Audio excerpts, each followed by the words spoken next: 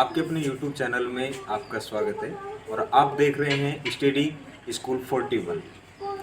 आज की इस क्लास में अपन बात करेंगे एक छोटे से टॉपिक पर, लेकिन बहुत ही महत्वपूर्ण टॉपिक के ऊपर बात करेंगे। उस टॉपिक का नाम है विश्व की प्राचीन सभ्यताएं।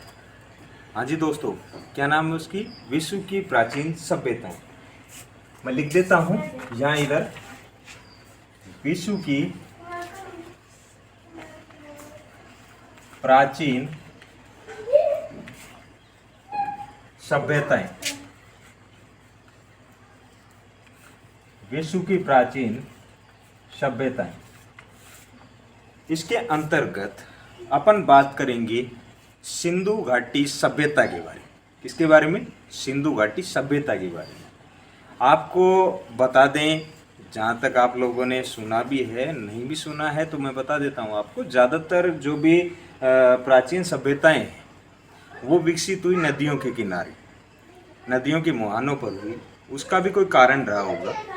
उसका कारण सीधा सा है। उसका कारण ये रहा होगा कि व्यापारिक दृष्टि से नदियाँ महत्वपूर्ण थी, क्योंकि वहाँ से जहाज आसानी से आते थे, चले जाते थे और लोग बाग अपना आर्थिक स्तर को सुधारते थे, अर्थात सामान को एक जगह से दूसरी जगह पर आसानी से ले जा सकते थे। आज की समय की तरह उस समय इतने वाहन नहीं थे यातायात के, बस सिर्फ माध्यम था नावों के माध्यम से, जल के माध्यम से नाव उसमें चलाकर ले जाते थे सामान।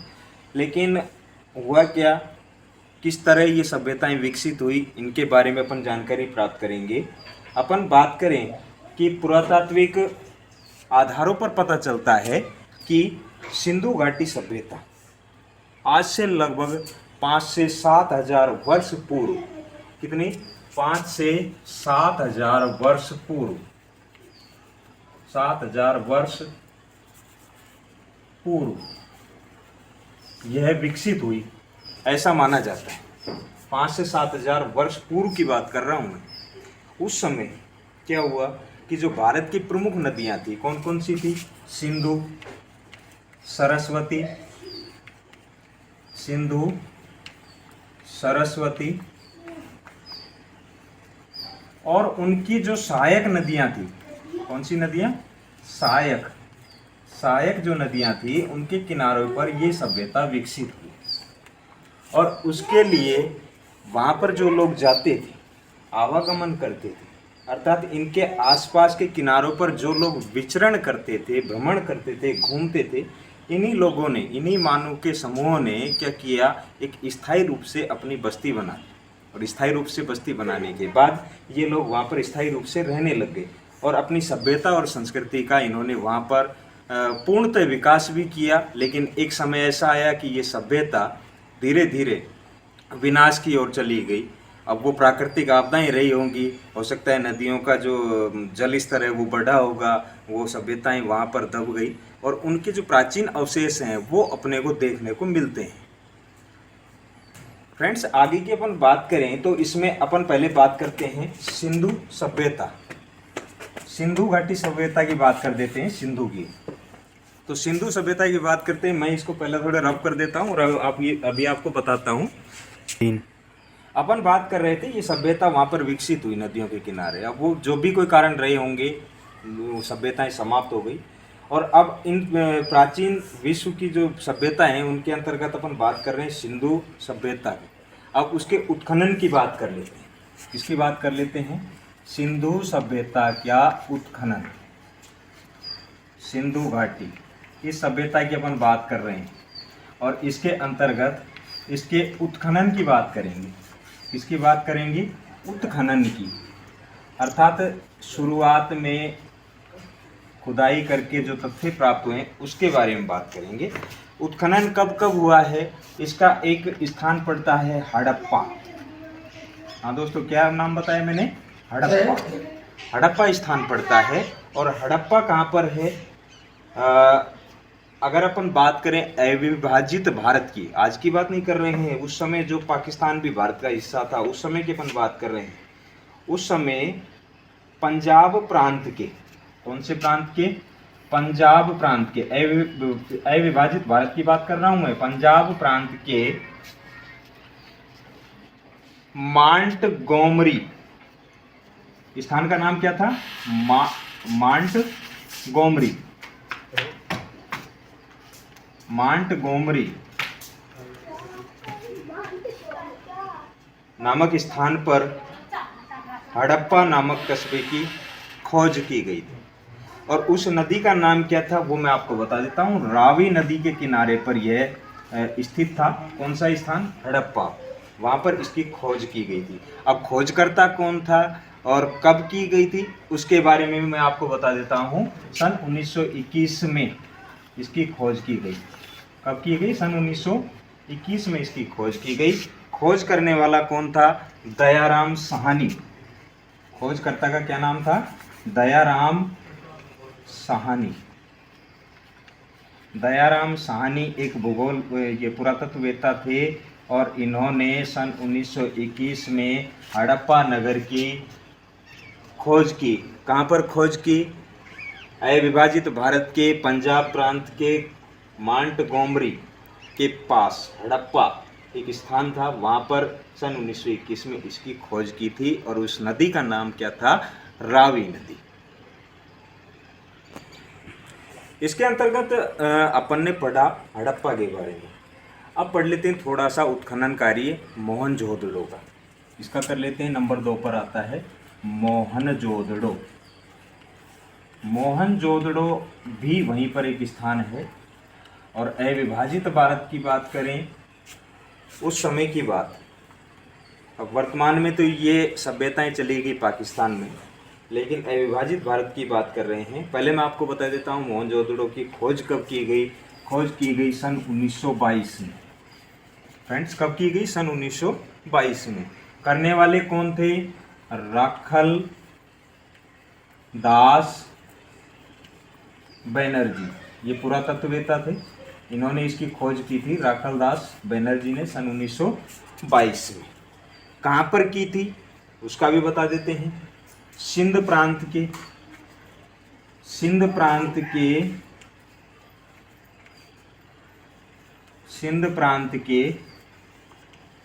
लरकाना,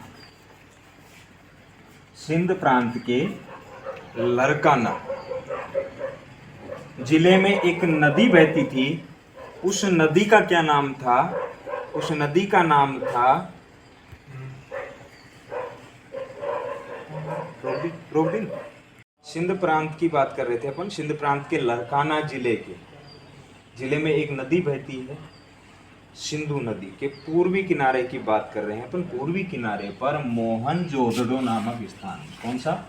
मोहनजोदड़ो नामक स्थान पर मोहनजोदड़ो नाम का एक रेत का टीला था। उस पर खोज की सन 1922 में। किसने की? राखलदास बनर्जी ने। यहाँ तक की बात हो गई। अब अपन को पता चल गया कि उत्खनन कब कब किया गया। हड़प्पा की बात करें तो सन 1921 में किया गया और मोहनजोदड़ो की बात करें तो सन 1922 में किया गया। कब किया? दयाराम साहनी ने तो किया है हड़प्पा सभ्यता का और राखलदास बनर्जी ने किया है मोहनजोदड़ो सभ्यता का। अब अपन आगे बात करें तो मोहनजोदड़ो का सामान्य से अर्थ है वो मैं आपको बता देता हूँ, मुर्दों का टीला। सामान्य अर्थ क्या है? मुर्दों का टीला। खुदाई से ये भी पता चला है कि ये नगर, मोहनजोदड़ो की बात कर रहा हूँ मैं, यह नगर लगातार 9 बार तो उजड़ गया और 9 ही बार बसा, अर्थात 9 बार इसका बसाव हुआ। लोग आए यहाँ पर बस गए और 9 बार ये उजड़ गया। लोग यहाँ से चले गए या फिर जो भी कुछ प्राकृतिक आपदा में वो लोग वहाँ से समाप्त हो गए, वो बस्ती। इस तरह फ्रेंड्स आगे की अपन बात करें तो इसके अंतर्गत 1500 स्थल लगभग खोजे गए सिंधु घाटी सभ्यता के अंतर्गत, जिनमें से अपन अगर बात करें तो 900 के करीब तो है भारत में, 900 तो है भारत में और 600 जो स्थल हैं वो हैं पाकिस्तान में। आगे की अपन बात करें तो एक स्थान और पड़ता है, वो अपने राजस्थान में पड़ता है। राजस्थान में पड़ता है कालीबंगा नाम का स्थान। कौन सा? कालीबंगा। कालीबंगा की जो सभ्यता है ये भी इसी के अंतर्गत है, आपकी सिंधु घाटी सभ्यता के अंतर्गत ही आती है। और कहाँ पर है? हनुमानगढ़ डिस्ट्रिक्ट पड़ता है, उसके अंदर है ये, हनुमानगढ़ में। अब इसकी खोज कब की गई थी? इसकी खोज की गई थी वर्ष 1953 में। वर्ष 1953 में इसकी खोज की। किसने की? अमलानंद घोष ने। अमलानंद घोष ने इसकी खोज की। इसमें लगभग 25 पुरातत्व स्थल हैं और ये पूरे लगभग, अब बात करें तो बीकानेर संभाग के अंतर्गत आता है ये जिला भी, तो बीकानेर संभाग में पूरे पट लगभग 25 पुरातात्विक स्थल हैं। और ये जो पड़ता है आपका कालीबंगा, ये पड़ता है आपका हनुमानगढ़ जिले में। फ्रेंड्स, आगे की अपन बात करें तो सिंधु घाटी सभ्यता के बारे में अपन ने जनरल जानकारियां ले ली और उसके बाद अपन इसकी बात करते हैं विशेषताओं की। सिंधु घाटी सभ्यता की जो विशेषताएं हैं उनके बारे में अपन बात कर लेते हैं। विशेषताएं, सिंधु घाटी सभ्यता की विशेषताएं। अब विशेषताएं क्या क्या हैं उनके बारे में अपन देखते हैं। देखिए, पहले पे अपन बात कर लेते हैं नगर नियोजन के बारे में। इसके बारे में, नगर नियोजन के बारे में। नगर नियोजन वहाँ का बहुत अच्छा था, बहुत ही अच्छा था, देखने लायक। किस तरह का? क्योंकि अपन बात करें, देखिए मैं क्रम वाइज बता देता हूँ। पहला है आपका नगर की आवास योजना। नगर की आवास योजना। अब आवास योजना किस तरह की थी वो उसके बारे में आपको बता देता हूँ।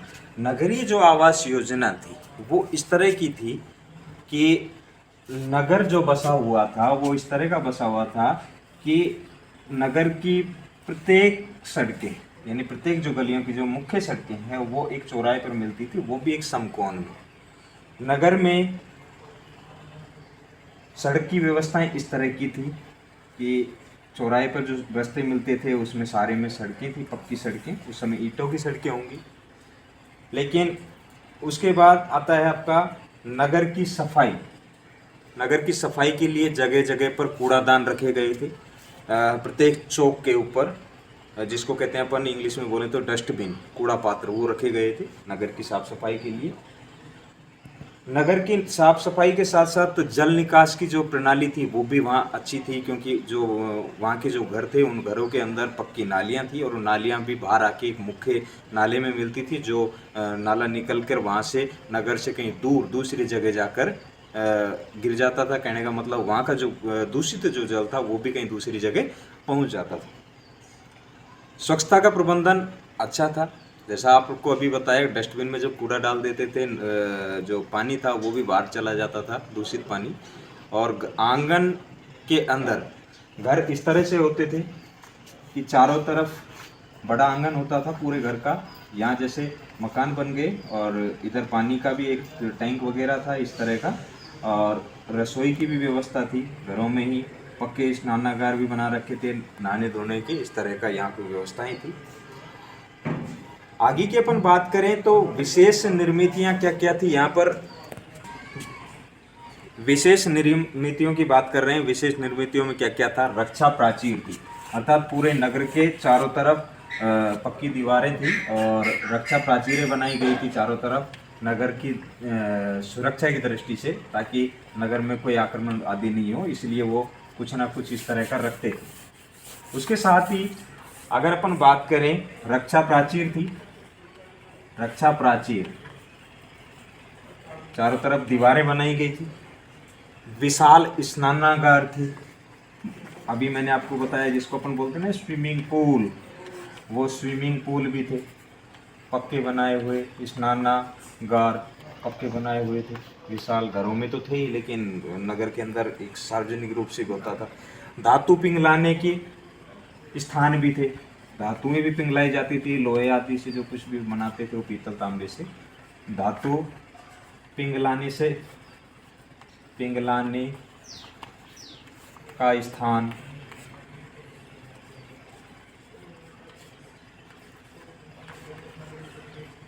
उसके बाद और भी बहुत सारी चीज़ें थी।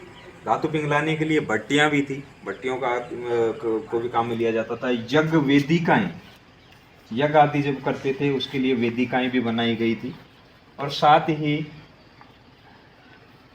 ये सारी सुविधाएं उस नगर में स्थित यानी स्थापित थी। कहने का मतलब उस समय ये लोग इन चीज़ों को काम में लेते थे। स्नानागार भी था विशाल, और धातु पिंगलाने की भट्टियां भी थी, और विशाल रक्षक जो प्राचीरें थी विशाल वो भी थी, और एक बड़ा सा अन्नागार भी था, यानी जिसके अंदर अन्न स्टोर किया जा सकते, जो कि अनाज एकत्रण करने के लिए बड़ा अन्नागार था।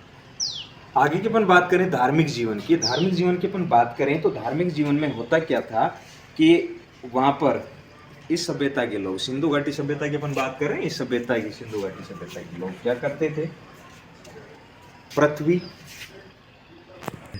आगे धार्मिक जीवन की बात कर रहे थे, इसमें ये लोग क्या करते थे, प्राकृतिक शक्तियों के उपासक थे। प्राकृतिक शक्तियों के उपासक थे किस किस में, पृथ्वी, सूर्य, पृथ्वी, सूर्य, जल,